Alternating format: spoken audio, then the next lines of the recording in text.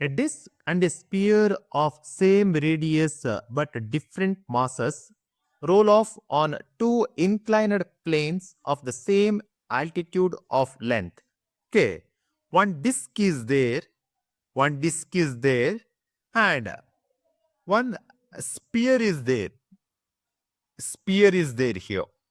Okay, and the with the same masses but different masses. M is equal to different. This is we can take it as M1 and this is we can take it as M2 here. Okay.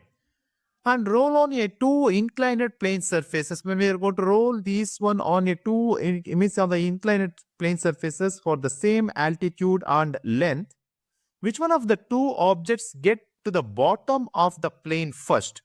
Whether the sphere will reach the first or the disk will reach the first, we need to find here. Some of the important informations are here.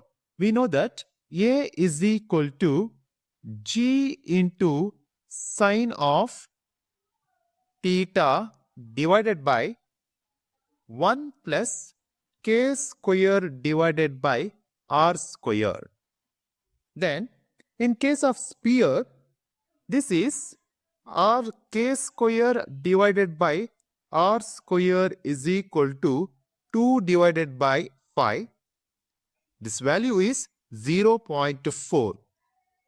And in case of the disk, this become k square divided by r square, which is equal to 1 by 2. This is equal to 0.5.